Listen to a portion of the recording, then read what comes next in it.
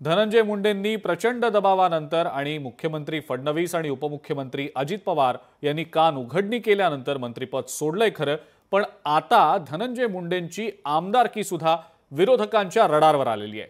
धनंजय मुंडेंनी आता आमदारकीचा सुद्धा राजीनामा द्यावा अशी मागणी होऊ लागलेली आहे। पाहुयात त्याचबद्दलचा सविस्तर रिपोर्ट।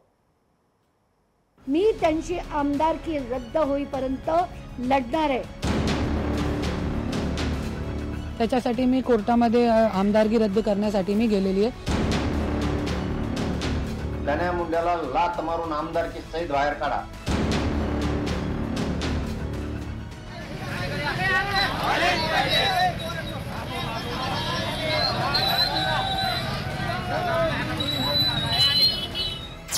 मंत्रिपद सोडलं, आमदारकी कधी सोडणार?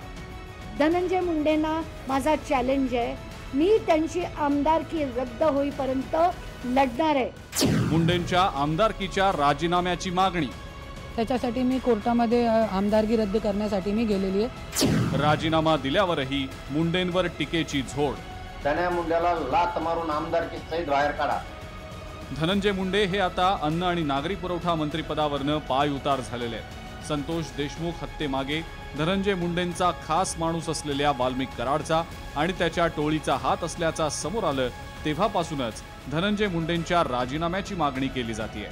धनंजय मुंडेला लात मारून आमदारकी सहित बाहेर काढा। त्यात संतोष देशमुख यांना झालेल्या मारहाणीचे आणि हत्या प्रकरणाचे फोटो समोर आल्यावर त्यांनी मंत्रिपदाचा राजीनामा दिलाय। पण आता फक्त मंत्रिपदच नाही तर धनंजय मुंडेंनी आमदारकीचाही राजीनामा द्यावा या मागणीनं सुद्धा जोर धरलाय।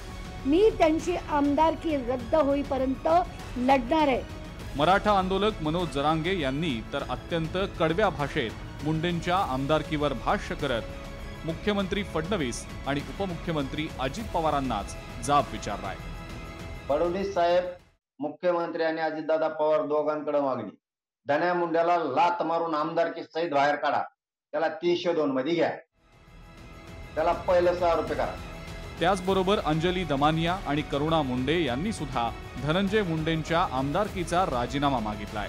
म्हणून मी म्हणत होते की या माणसाचा राजीनामा नाही, त्याची हक्कलपट्टी झाली पाहिजे, त्याला बडतर्फ केलं गेलं पाहिजे।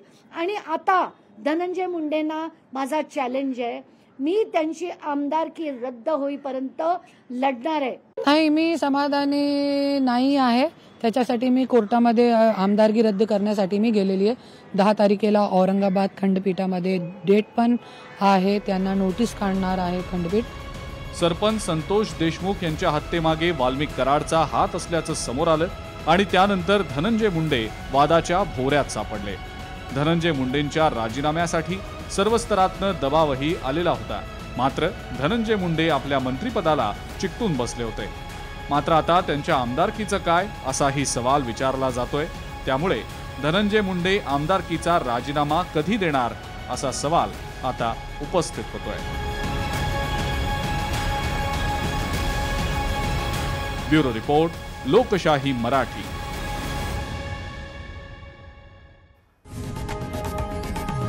लोकशाही मराठी ऐका, पहा, जागरूक रहा।